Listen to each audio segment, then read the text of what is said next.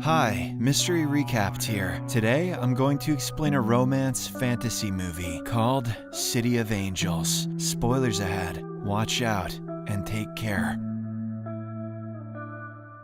The movie opens with a sick child lying in a room while her desperate mother attempts to treat her. We then notice a man named Seth watching the girl intently, and while she can see him, her mother cannot. The girl is eventually rushed to the hospital, where her condition doesn't appear to be improving. The doctors do everything they can to save her, but she ultimately passes away. Her soul then joins with Seth, and we discover that the man is actually an angel who watches over humans and protects them in unseen ways. His primary responsibility is to appear to those nearing death and guide them into the next life. Seth asks the girl what she likes most in the world, to which she answers, pajamas. Later, we see numerous angels who are scattered all over the city. It is revealed that while the angels don't feel touch or other basic human senses, they can read humans' minds. That sounds like hell. Seth then arrives at a beach to watch the sunset with one of his fellow angels, Cassiel. He begins discussing the dead girl and how she asked him if she could be an angel with wings, but Cassiel says it's not possible, and that Seth should explain to her that angels are not human and never have been. At this moment, a heavenly sound fills the air as the sun finally goes down. Next, we meet a heart surgeon named Dr. Maggie, who arrives at the hospital on her bicycle. She then performs surgery on a man, but Seth is also present in the room, which means the patient is destined to die. When the patient's vitals begin to deteriorate, Maggie desperately tries to revive him. Seth informs her that the man will undoubtedly die, but Maggie stares at him and says he won't. This shocks the angel because humans are not supposed to see him. However, in the end, the man passes away, leaving Maggie devastated. She sits alone on the stairs and begins to cry in frustration. Seth also sits next to her and offers her comfort, but she doesn't seem to notice his presence. Later, Seth meets with Cassiel and asks if he has ever been seen by humans. The latter responds with a no, claiming only those he allows can see them. Seth insists that the doctor he met earlier saw him, but Cassiel says it is impossible and maybe he misunderstood. Seth then states he wants Maggie to see him, and when Cassiel asks why, he answers that he thinks she's hot and he simply wants to help her. The scene then cuts to Maggie, who is still devastated and unable to forgive herself for what happened. Jordan, her fellow doctor and boyfriend, reassures her that it is not her fault and comforts her. He also suggests that she go home and take a rest for the time being, instead of stressing herself out. The two hug each other, and we notice that Seth is also in the room, and he feels sympathy for the poor woman. Later, as Maggie walks down the hospital corridor, Seth makes himself appear in front of her. He strikes up a conversation and reveals that he has come to see her, which surprises the doctor. He asks if she's okay, and Maggie reveals that she recently lost a patient. The angel then addresses her by her name and explains that people die when their bodies fail, and it's not her fault. He also informs her that the man is still alive, but not in the way she thinks. Confused, the doctor asks how he knows her name, so the angel points to her badge and leaves. Maggie then notices her badge and is shocked to discover that it only reveals her last name. Over the next few days, Seth continues to watch over Maggie while remaining invisible, and it seems like he is falling in love with her. He begins reading her mind and realizes that she is also constantly thinking about him. One night, Maggie wakes up to find a book on her nightstand and gets confused. She assumes it was a gift from her boyfriend to help calm her down. Maggie then begins reading the book with great interest and soon comes to enjoy it. However, the next day, when she mentions it to Jordan, he admits that he did not give it to her, leaving her puzzled. She should be terrified. Later, Maggie visits the library to find out who gave her the book, but the clerk is unable to tell her. Soon after, she comes across Seth again, and they begin happily chatting about the book she's reading. Maggie asks what he does for a living, and the angel reveals that he is God's messenger. Amused, she inquires as to what message he has for her, to which he responds that he has already given her. At this point, several angels appear in the library and stare at them, making Seth very uncomfortable. Let me stalk this woman in peace. He therefore suggests they go somewhere else, and Maggie readily agrees. The two then spend the day grocery shopping and having deep conversations about the meaning of death and their beliefs in heaven. In the evening, Maggie is called to the emergency room, where a patient named Messenger is choking on a tube. She works quickly quickly to help him and eventually calms him down. Meanwhile, Seth is also present in the room paying close attention. After everyone leaves, Messenger speaks aloud to Seth, revealing that he can feel his presence even though he cannot see him. This leaves the angel shocked, I only want the women to see me. and he decides to quietly leave the room. Soon after, Seth appears at Maggie's house, becoming invisible, and listens in on a conversation between her and her boyfriend. Maggie tells Jordan how she met someone named Seth and spent the day discussing the meaning of death and the afterlife. However, the guy just makes fun of her, asking if she's the kind of doctor who prays in the operating room. His words hurt Maggie a bit, so she quickly changes the subject. She then gets in the mood and engages in coitus with Jordan, making the angel feel extremely jealous. I don't even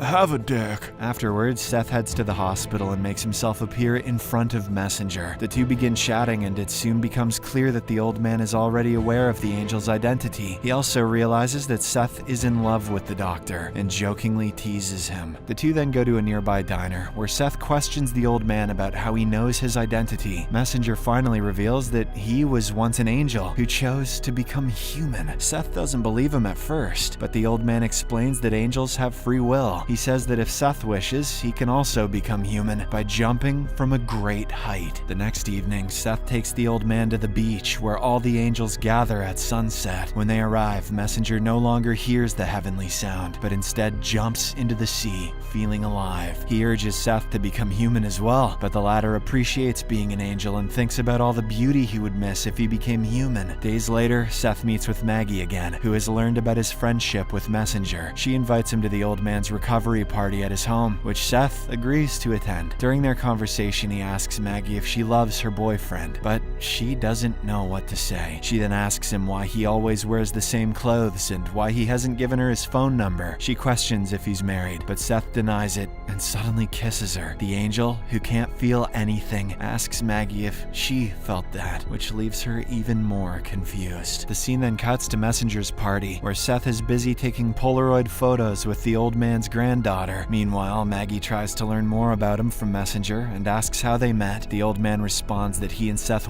work together in construction, but she doesn't believe him. Later, when Maggie looks at the Polaroid pictures from earlier, she is shocked to see that Seth is nowhere to be seen. Instead of his image, there is only a bright light next to the little girl. Later, we see Maggie and Seth in the kitchen, where she asks him about his birthplace and his parents. The angel doesn't know how to answer, and he accidentally cuts his finger. Maggie then notices that he is not bleeding, so she intentionally cuts his hand again, but nothing happens. This freaks her out, and she angrily calls him a liar. With no other option, Seth finally comes clean and tells her the truth about his identity. I'm a vampire. He confesses that despite everything, he has fallen in love with her, but Maggie doesn't believe him and angrily asks him to leave, which he immediately does. Over the next few days, Maggie continues to think about Seth and becomes very sad. When she arrives at the hospital one morning, Jordan proposes to her out of nowhere. He delivers a heartfelt speech about why they would be ideal together and asks her to marry him. Maggie realizes that she doesn't love him, but still asks for some time to think about it. Later, the doctor meets with Messenger and questions why God allows some people to meet if they cannot be together. The old man then reveals that Seth is an angel of death who can't feel anything. No fear, no touch, No orgasms? no hunger, and he is immortal. However, Seth is willing to sacrifice all of this for Maggie because he loves her more than anything. Upon hearing this, the woman is shocked and asks how Messenger knows all of this. He then reveals that it is because he was once an angel himself who decided to become human. Afterward, Maggie goes to the library, where she finally meets Seth after several days. He is overjoyed to see her, but his mood shifts abruptly when she reveals that she has come to say goodbye. Maggie admits that Jordan has proposed to her, and she intends to accept it. Upon hearing this, Seth argues that she doesn't love him, but Maggie says it does not matter because they are both human. After saying this, she walks away from there. The angel boy is so devastated by the turn of events that he decides to take drastic action. He climbs to the top of a skyscraper under construction and jumps. Sometime later, when Seth finally awakens, he notices he is in severe pain and bleeding for the first time. This makes him extremely happy, as it means that he has finally become human. Without wasting any time, he rushes to the hospital to see Maggie, but the receptionist refuses to let him in without an appointment. Seth continues to insist until a doctor arrives. arrives, who turns out to be Maggie's friend. She then reveals that Maggie has gone to her cabin in Lake Tahoe for a vacation with Jordan. Upon hearing this, Seth is a bit upset, but he still decides to take his shot. However, while on his way, he is approached by some thugs who brutally beat him up to rob him. Seth doesn't have any money, but they still take his shoes before finally letting him go. The injured man then stands by the road, asking for rides from several people. The majority of them proceed to ignore him until a kind stranger eventually agrees to help. After some time, Seth finally arrives at the cabin where he finds Maggie alone. She is shocked to see his wounded state and moved by the fact that he gave up his immortal life for her, but also somehow still not freaked out that he has been stalking her for ages now. While Maggie is tending to his wounds, Seth asks if he's too late and if she accepted Jordan, but Maggie reveals that she couldn't do it because she doesn't love him. This makes Seth very happy, even though she must be very sad, and he kisses her for the first time as a human. One thing leads to another, and they finally end up making love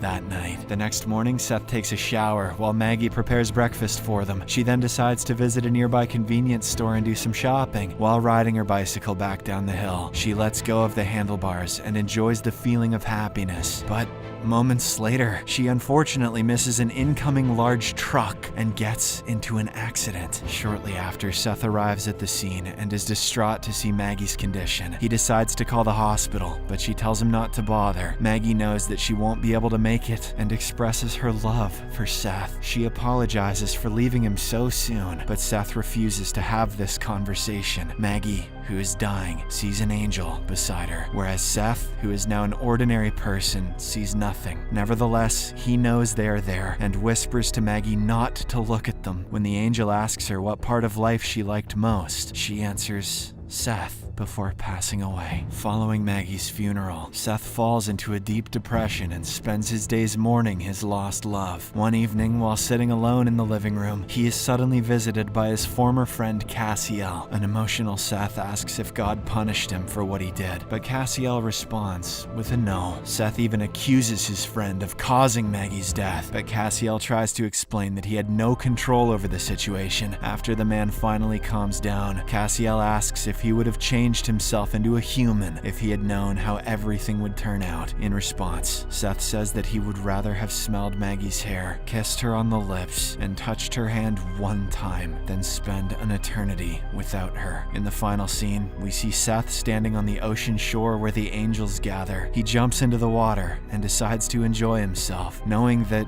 despite everything, his life will go on and he will meet Maggie again someday. Subscribe for more videos like this, turn on notifications, and leave a like to help the channel out. Thank you for watching.